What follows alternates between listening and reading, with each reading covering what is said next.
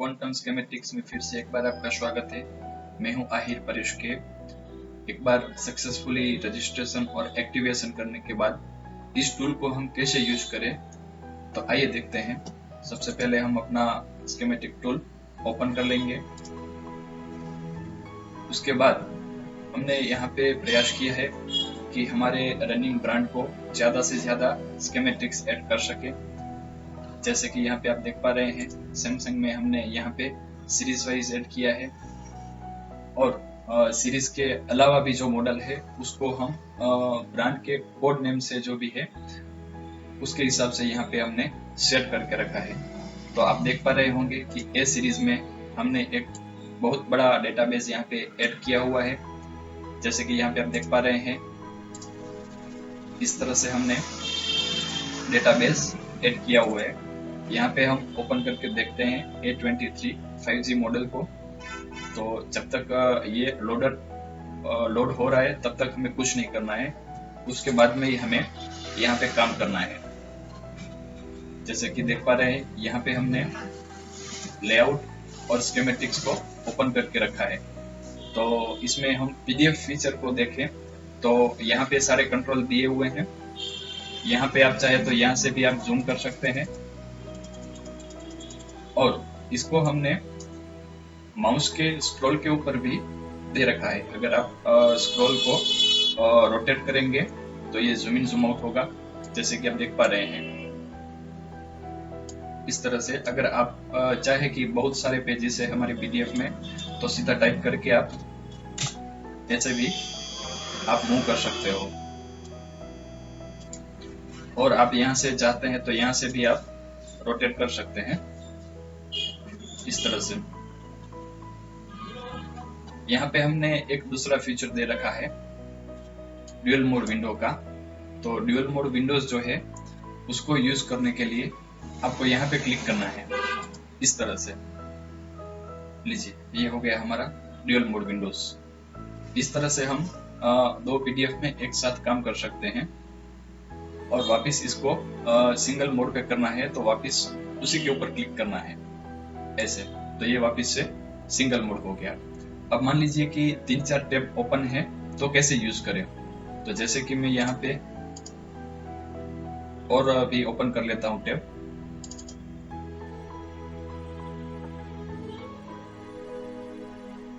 एक और कर लेता हूँ।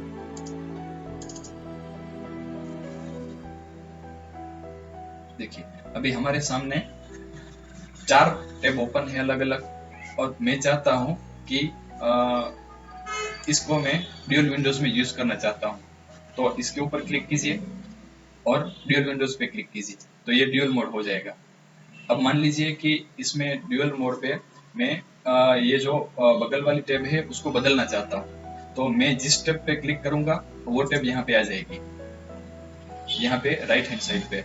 अगर मान लीजिए कि मुझे ये नहीं चाहिए, दूसरी टैब चाहिए, ये वाली चाहिए, तो इसके ऊपर क्लिक करूंगा तो यहाँ पे ये वाली ओपन हो जाएगी। इस तरह से आप इसका ड्यूअल विंडोज को यूज कर सकते हो। वापस से इसको बंद करने के लिए इसी के ऊपर क्लिक करना है। तो ड्यूअल विंडोज का फीचर जो है वो कुछ इस तरह से काम करेगा। तो अब हम बात करते हैं अगले फीचर की। यहाँ से आप पूरा पेज को ही आप आगे पीछे कर सकते हो, इस तरह से। तो पूरा पेज ही नया आ जाएगा, ऐसे। अब मान लेते हैं कि मेरा जो मदरबोर्ड है उनके हिसाब से मुझे काम करना है। तो यहाँ पे जो पेज है उसको मैं रोटेट करना चाहता हूँ, तो यहाँ से आप रोटेट कर सकते हैं। रोटेट पर आप क्लिक कीजिए तो ये पेज जो है ये इस तरह से रोटेट हो जाएगा। और आप जिस तरह से यूज करना चाहें इसको यूज कर सकते हैं। वापस से जैसे था वैसा करना है तो इसके ऊपर 2 बार और रोटेट कर लेंगे, तो पहले जैसे फॉर्म में ये वापस आ जाएगा। अब हम यहाँ पे बात करते हैं टेक्स्ट सर्च बार के टैब की। तो अगर मान लीजिए कि आप यहाँ पे कुछ टाइप करके सर्च करना चाहते हैं तो ऐसे भी सीधा आप सर्च कर सकते हैं। यहाँ पे आपको एक रिजल्ट देखने को मिलेगा जो इस तरह से रहेगा, जैसे कि यहाँ पे आप देख पा रहे हैं। यहाँ पे इस तरह से आप इसको सर्च करके यूज कर सकते हैं। और अगर मैं मान लेता हूँ कि यहाँ पे कोई लाइन है जैसे कि ये वाली, तो ये लाइन को मैं सीधा टेक्स्ट सर्च बार में लाना चाहता हूँ, तो इसके ऊपर मुझे डबल क्लिक करना है, तो अपने आप ही यहाँ पे आप देख पा रहे होंगे ये सीधा सर्च बार में आ जाएगा और इसको यहाँ पे फाइंड कर सकते हो और इसका जो भी रिजल्ट है वो आप यहाँ पे देख सकते हो। इस तरह से आपको देखने को मिलेगा।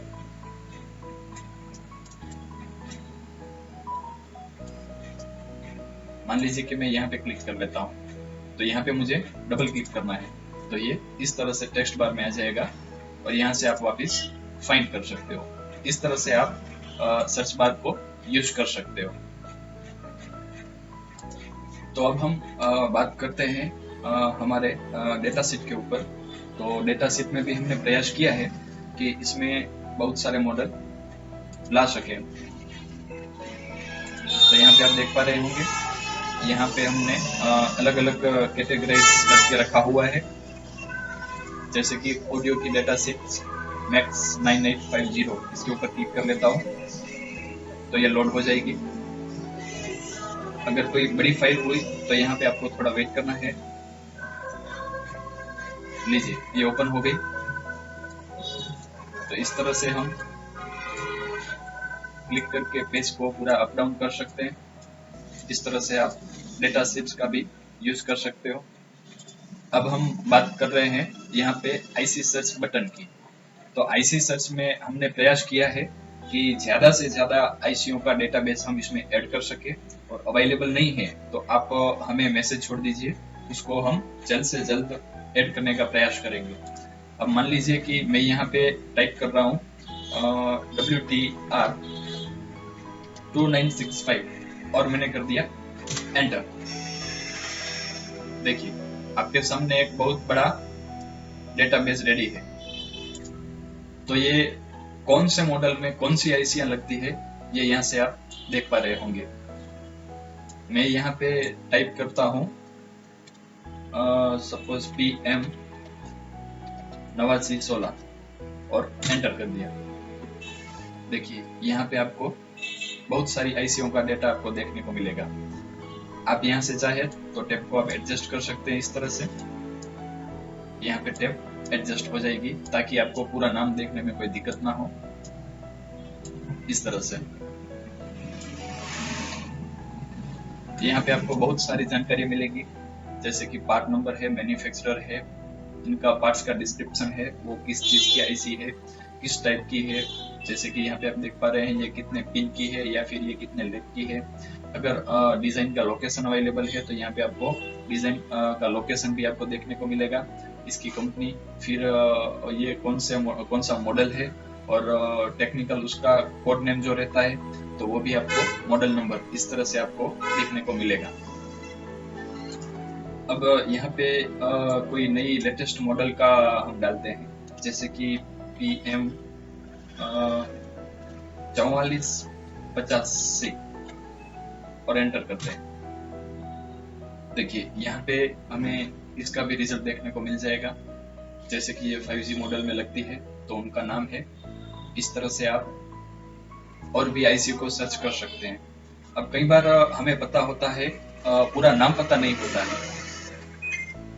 तो मान लीजिए कि आपको पता है कि PM 44 और समथिंग लगती है, मुझे नहीं पता है, तो आप सिर्फ यहाँ पे सर्च कीजिए PM 44 और एंटर कर दीजिए। तो इसके बाद वाले जो भी मॉडल आते हैं, 50 है, 50C है, तो ये आपको देखने को मिल जाएंगे। जैसे कि आप देख पा रहे हैं कि सिर्फ हमने 44 टाइप किया तो यहाँ पे 50 और 50C, ये दोनों मॉडल अपने आप ऐड हो गए। अब मान लीजिए कि मुझे पता है SDR, फिर उसके बाद में मुझे नंबर नहीं पता, तो आप इतना ही लिख के आप एंटर कर दीजिए, तो आपके सामने बहुत बड़ा एक डेटाबेस ओपन हो जाएगा। फिर आप यहाँ से जो भी चाहें वो आईसी को आप देख पा रहे होंगे। अगर फिर आपको याद आ गया कि हाँ मुझे SDR 660 चाहिए थी, तो फिर यहाँ पे आप फिर से टाइप कर दीजिए 660 और फिर एंटर कर दीजिए, तो आपको सिर्फ ये वाली आईसी ही आपको देखने को मिलेगी। इस तरह से आप यहाँ से सर्च कर सकते हो। अगर आप चाहते हो कि आपके पास कोई मॉडल है, जैसे कि हम ले लेते हैं सैमसंग का कोई एक ले लेते हैं, जैसे कि M31 और इसका कोड नेम समेत डाल देते हैं, और इसमें लगने वाली आईसीओ का मुझे लिस्ट चाहिए। तो यहाँ पे हमने ये टाइप कर दिया और एंटर कर दिया, तो आपके सामने इसमें लगने वाली आईसीओ का लिस्ट जो है वो आ जाएगा। तो आप इसको इस तरह से भी यूज कर सकते हो। अगर आप यहाँ पे चाहते हैं कि पार्ट कोड के हिसाब से यूज करो, तो आप यहाँ पे पार्ट कोड डालिए, एंटर कीजिए, आपको पूरा का पूरा लिस्ट मिल जाएगा। उसी तरह से मान लीजिए कि आपको ऑडियो की आईसी चाहिए या एम्पलीफायर की आईसी चाहिए या स्पीकर की आईसी चाहिए, तो आप इस तरह से सर्च करते हैं स्पीकर, तो इस तरह से आपको एक बहुत बड़ा डेटा शो हो जाएगा। स्पीकर से रिलेटेड जो भी आईसियाँ आती है यहाँ पे आपको शो हो जाएगी। इस तरह से इनकी मैन्युफैक्चरर कौन है ये भी आपको पता चल जाएगा। यहाँ पे मैं टाइप करता हूँ वाईफाई, तो आपके सामने वाईफाई की आईसीओ का भी एक बहुत बड़ा लिस्ट आ जाएगा। आप जैसे कि यहाँ पे देख पा रहे हैं, तो इसमें कौन कौन सी वाईफाई की आईसियाँ लगती है उनका भी आपको लिस्ट मिल जाएगा। यहाँ पे आपको जो भी पता है उस आईसी के बारे में या उस मॉडल के बारे में, उसको आप सर्च कीजिए, सर्च बटन पे क्लिक कीजिए या तो फिर एंटर कीजिए, आपके सामने जो भी अवेलेबल रिजल्ट है वो मिल जाएगा। तो इस तरह से आप ये क्वांटम स्कीमेटिक्स टूल को यूज कीजिए, आप अपना फीडबैक हमें भेजिए, उसके मुताबिक हम इसमें और भी डेटा ऐड करने का प्रयास करेंगे। Thank you very much for your time.